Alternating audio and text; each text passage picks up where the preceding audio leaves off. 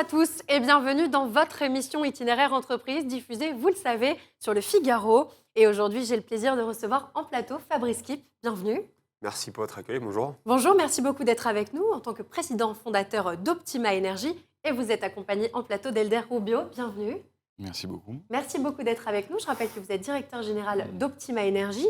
Optima Énergie qui accompagne les entreprises dans la gestion et l'optimisation de leur budget énergétique. On va commencer avec une question pour vous, Fabrice Kipp. L'actualité, on le sait, elle a été marquée par un terme, celui de sobriété énergétique, sans même parler des épisodes caniculaires des derniers mois et de cet été. Est-ce qu'il y a urgence selon vous ? Oui, je pense qu'il faut être aveugle en fait, pour ne pas se rendre compte de la situation. Les entreprises sont impactées de plein fouet aujourd'hui par le réchauffement climatique.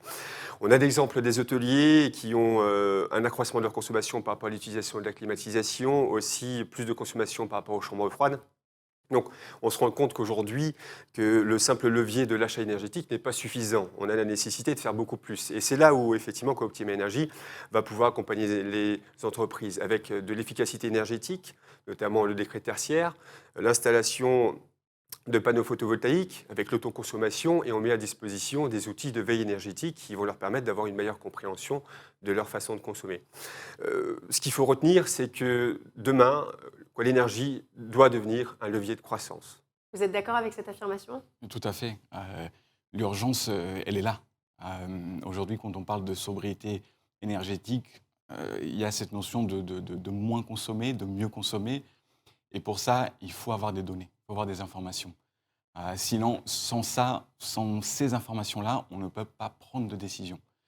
Une question toute simple, combien de sociétés aujourd'hui en France savent combien elles consomment pendant les horaires de fermeture? Très peu. Très peu, quasiment pas. Combien de Et sociétés... pourtant, c'est stratégique. Extrêmement, extrêmement. Combien de sociétés savent combien elles consomment pendant les périodes de forte activité, pendant les jours fériés? Est-ce que au Figaro, vous savez combien vous consommez pendant que vous êtes fermé? Et qu'il y a... Voilà. Moi non. Voilà. Et là, il y a de vraies économies à faire. Et justement, votre objectif, c'est de réduire la facture énergétique des entreprises, historiquement via le courtage, aujourd'hui de plus en plus via le conseil. Pourquoi ce glissement dans votre activité ? Tout simplement parce qu'on s'est rendu compte qu'aujourd'hui, un industriel qui consommait 1 gigawattheure par an avait, avant la crise de l'énergie, une facture de 70 000 euros. Aujourd'hui, il a une facture de plus de 400 000 euros. Et à ça, vous rajoutez sur le modèle existant une marge du courtier qui est de 40 à 50 000 euros. Est-ce que prendre une marge de 40 000 à 50 000 euros sur un industriel aujourd'hui, c'est l'aider à traverser cette situation? Je ne pense pas. Donc aujourd'hui, le seul levier de l'achat énergétique n'est pas suffisant. Il faut proposer d'autres leviers qu'on a évoqués avant, qui sont ceux effectivement de l'efficacité énergétique, du décret tertiaire et la mise à disposition de l'outil de veille énergétique aussi. Et justement, comment est-ce que vous les accompagnez ? Alors, l'accompagnement aujourd'hui, il doit être fait dans sa globalité. La partie courtage à proprement dit, c'est une brique parmi tant d'autres. Il y a 3 ans de ça, 9 clients sur 10 arrivaient à avoir des économies simplement en changeant de fournisseur. C'était possible. Aujourd'hui, ce n'est plus le cas. Aujourd'hui, les clients, pour certains, le critère du prix n'est plus très important. Ils veulent un fournisseur. Je pense notamment à ceux qui arrivent à échéance fin septembre, fin octobre. Et forcément, ça soulève d'autres questions. Comment je fais pour moins consommer? Comment je fais pour réduire mes consommations? Et c'est justement là où nous, on va rentrer en jeu. Et c'est notre objectif, notre mission, c'est de les accompagner et de leur mettre à disposition un tas d'outils pour justement qu'ils arrivent à atteindre ces objectifs-là. Et alors, Monsieur Rubio, quels sont les leviers sur lesquels vous agissez justement en matière d'efficacité énergétique ? Alors, première chose qui est très importante à garder en tête, c'est cette notion d'efficacité énergétique. Ça veut dire moins consommer, mieux consommer, tout en produisant autant. Il est donc important pour toutes les entreprises d'avoir en tête le fait qu'il y a quelques années de ça, l'énergie était un bien abondant, avec des prix relativement raisonnables. Aujourd'hui, ce n'est plus le cas. Aujourd'hui, on est sur un bien qui est rare. Donc, il faut penser à revoir, par exemple, l'infrastructure de ces bâtiments.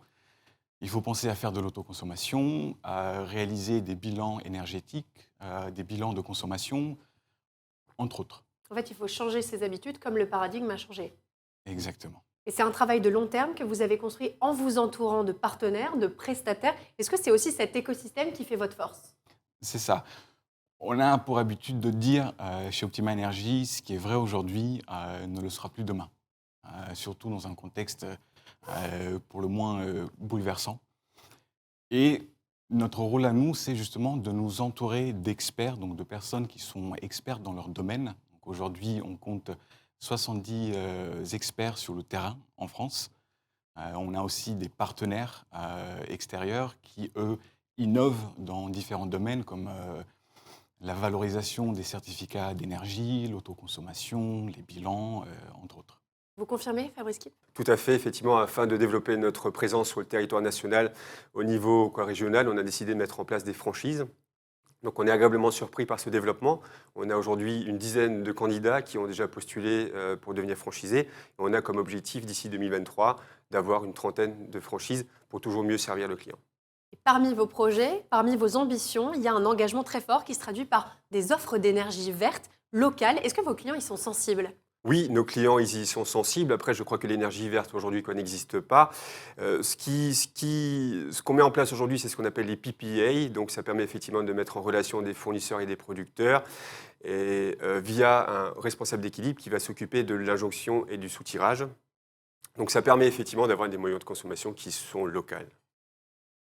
Vous confirmez? Tout à fait, c'est ça. Aujourd'hui, nos clients, ils sont sensibilisés et nous, on les sensibilise aussi. C'est qu'aujourd'hui, notre rôle à nous, c'est de rapprocher justement nos clients des producteurs dès que possible. Et c'est qu'aujourd'hui, il y a des outils qui se multiplient et surtout qui se démocratisent. Aujourd'hui, un chef d'entreprise, par exemple, a la possibilité de participer, d'inciter la production d'énergie renouvelable avec un système qui s'appelle l'achat de garantie d'origine. Il peut aussi participer activement et investir dans des projets de protection pour le climat à travers un système qui est celui de la compensation carbone. Donc, encore une fois, les outils sont là, ils sont multiples, ils se démocratisent. Et notre rôle à nous, c'est justement d'accompagner nos clients et de leur faire comprendre et voir tout ce qu'ils peuvent faire. Le mot de la fin, Fabrice Kipp. Je pense que s'il y a quelque chose à retenir de cet entretien, c'est que demain, l'énergie doit devenir un levier de croissance pour les entreprises. Et une autre chose qui est importante aussi, c'est que les clients d'Optima Energy, qui sont dans notre portefeuille depuis 2018, sont aujourd'hui sereins par rapport à leur avenir parce qu'on maîtrise leur budget énergétique et qui ne sont pas confrontés à la situation actuelle du marché de l'énergie. Merci beaucoup, Fabrice Kipp. Je rappelle que vous êtes président fondateur d'Optima Energy. Merci à vous, Elder Robio. Merci. Je rappelle que vous êtes directeur général d'Optima Energy et que vous accompagnez les entreprises dans la gestion et l'optimisation de leur budget énergétique. Merci beaucoup à tous les deux pour ce partage d'expertise en plateau. Merci. Merci à vous. Avec grand plaisir. Et quant à nous, on se retrouve très vite pour une nouvelle émission Itinéraire Entreprise, toujours diffusée sur Le Figaro. Je vous dis à très bientôt.